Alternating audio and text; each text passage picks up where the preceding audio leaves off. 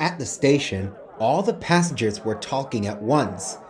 They were telling the fact director, the station master, and the guard what a bad railway it was. Earlier that morning, Henry hadn't been feeling well. The men worked hard, but he didn't get any better. Thomas saw this as an opportunity to pull a real passenger train instead of shunting in the yard like he always did. So he quickly arranged the coaches and brought them over to the platform.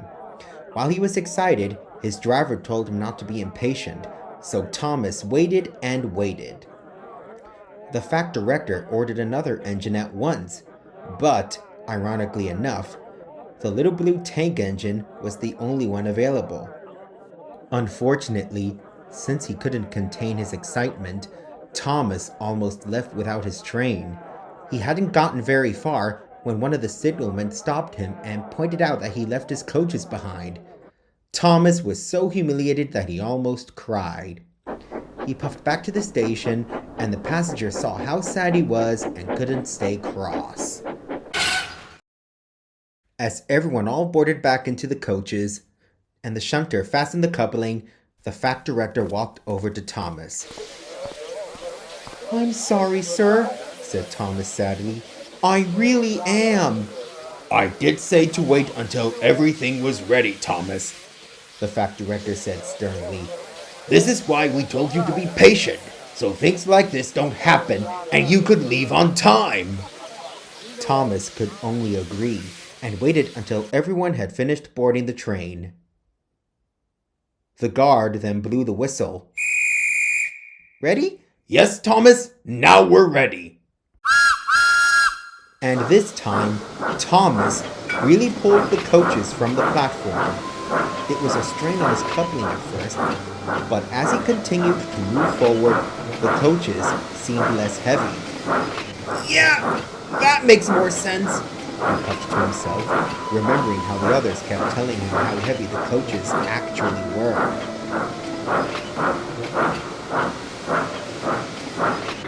As he finally passed all the signals at the junction, Thomas was now out and about in the open countryside.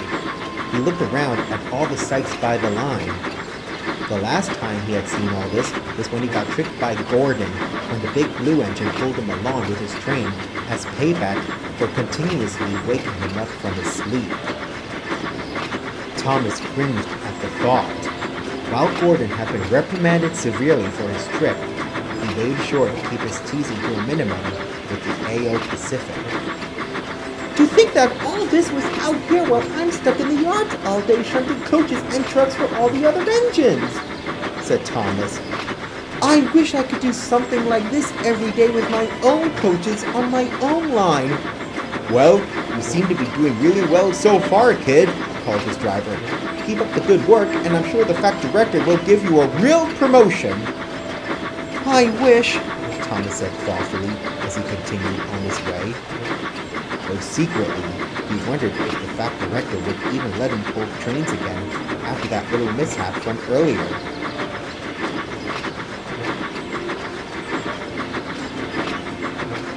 Thomas soon had to stop at a level crossing to let traffic through.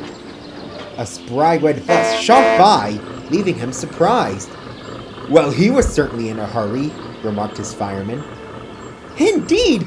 I bet I could beat that bus in a race any day if given the chance." "Don't even get any funny ideas, Thomas," said his driver. "We all know the fact director wouldn't approve of you racing along the line, especially with passengers." "But Gordon does that all the time," replied Thomas, as the gates opened and he was on his way again, albeit with a bit of a struggle at first. "Yes, but he's an express engine, and he knows what he's doing, and doesn't challenge anyone to a race. And if you want a train of your own, that's one of the things you need to remember." Thomas didn't respond as he continued on his way. While he knew his driver was right, he still couldn't resist the thought. To be able to hurry along the line with his own coaches and be at the station before anyone else. "I'll show them all that little engines can do big things," Thomas thought to himself, especially when they have nice blue paint like me.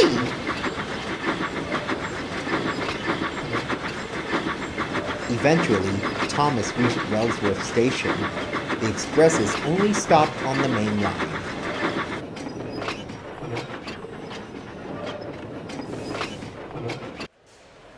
As he waited for the passengers to disembark, the station master walked up. "You're to uncouple from this train and head back to the yards," he said. "We've made arrangements and another engine is to pull this train the rest of the way." Thomas was disappointed. "But I thought I would take this train all the way." "Sorry, Thomas. Factor Rector's orders," replied the station master. "Besides, we still need you at the big station to shunt trains for the other engines, as there's only so much they can do on top of getting their own trains sorted." Thomas sighed. A shunter unfastened him from the coaches, and he moved aside as another big engine backed down onto the train.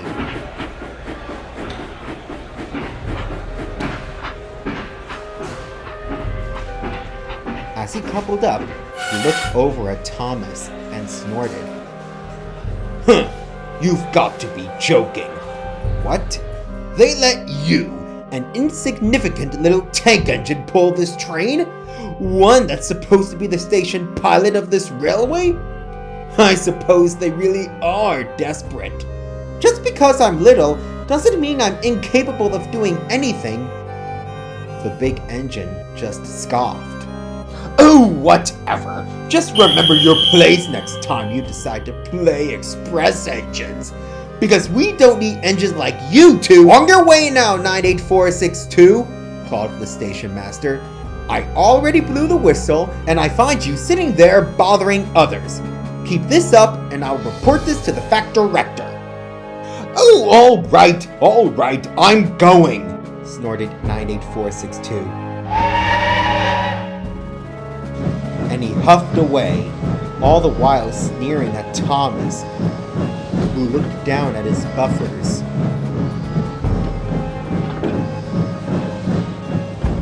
"Just ignore him, Thomas," said his fireman. "I've heard of him, and he enjoys putting others down for his own amusement." "But what if he's right? What if the Factor Rector was just desperate?" Thomas asked. "And I was just picked for the heck of it." "Don't think like that, Thomas," assured his driver. "He chose you because he knew how well you've been working in the yard, shunting coaches and trucks. He only trusts engines who show they have amazing work ethic, who either work in the yards or mainline. And like I said, if you keep up the good work, then I'm sure that the Factor Rector will ask you to pull more trains in future." Thomas gave a small smile. "Then I guess I better head back to the yards and really prove myself," he puffed happily. So with a blow of his whistle, Thomas made his way back to the big station. While he was in higher spirits, he knew that deep down, he would still be in for a lot of teasing from the other engines about his blunder that morning. And he was right. The other engines laughed at him and said, "Look, there's Thomas, who wanted to pull a train, but forgot the coaches." But while Thomas learned not to make the same mistake again, he was still determined to prove his worth to the Factor Rector and once again see the world beyond the station. And he will again soon, but that's another story.